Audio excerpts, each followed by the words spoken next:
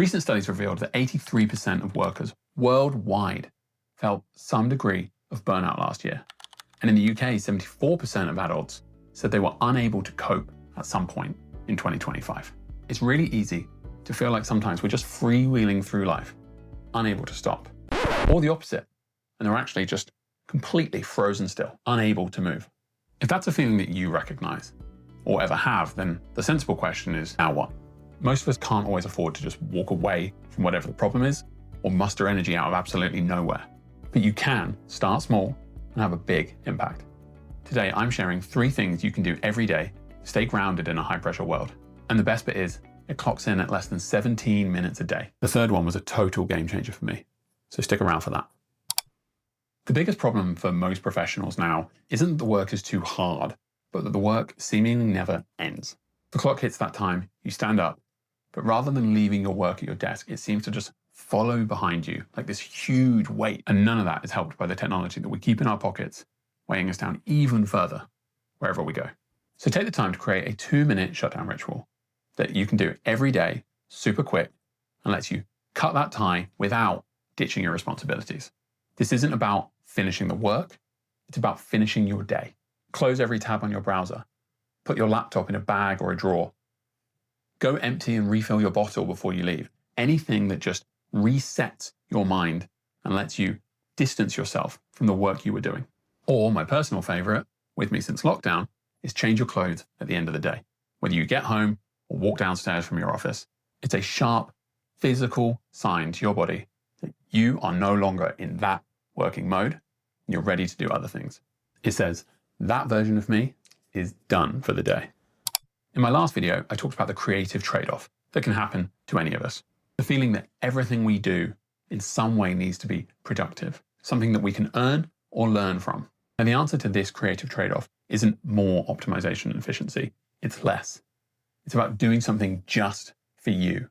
So as soon as this video ends, pull out your phone, set a reminder, put something in your diary, schedule 10 minutes of totally useless time just for you.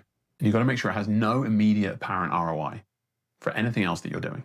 Read some fiction, play a game, draw something, watch a bit of your favorite episode. Just sit with your thoughts and look out at the world.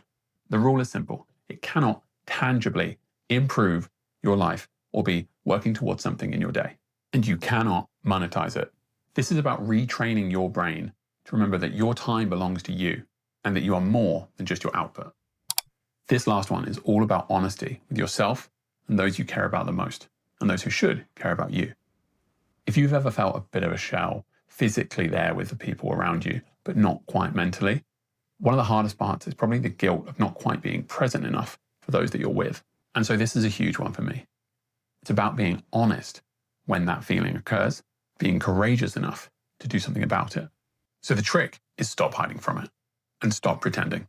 Next time you feel like a zombie, just tell the people that you're with, hey, I'll be honest, my brain is a bit fried. I know I've left the office, but I'm not really here right now, actually. Could I just get 5 minutes to decompress, warm up, be my best self for you when I'm back in the room? I know that this sounds a little bit cringe, or maybe it doesn't, but it's a real act of honesty, and it stops you pretending and needing to fake it when you're with those that you care about the most. So just treat yourself to a small delay. Walk up the street and back. Lie down with your eyes closed. Listen to some music, a bit of a podcast, do a Wordle, read something. Try to avoid doom scrolling if you can, but I think even that for a strict 5 minutes with an alarm is better than forcing your way through a social situation that you're just struggling to give any of yourself to. Whatever reboots your system, gets you away from that mental noise, and lets you get back in the room with those you care about. Now, I'm not suggesting that any of these 3 things will magically fix a toxic job or 70-hour working week, but it starts to build this wall around the most important parts of you. And it takes less than 20 minutes a day. Just remember, get that 1 or 2 minute shutdown ritual from work. Give yourself 10 minutes truly useless time every day, and take that 5-minute buffer when you need it to turn up better for those around you. If it sounds too hard, just try one of these things today or tomorrow, and then try another one the next day and layer another one, and just experiment with what works for you. The point is, it's about creating something for you in a way that works for you, so that you can be a better you. Was that too much? Maybe that was too much. Don't overthink it. Don't optimize it. Just have a go. What have you got to lose? If you're trying to navigate this balance, let me know in the comments below which one of these 3 you're going to try, or if you've got something else that works for you. And if this video has helped you take a breath today, then hit the like button so that someone else who might need it can see it as well. Thanks for watching. Enjoy that empty time.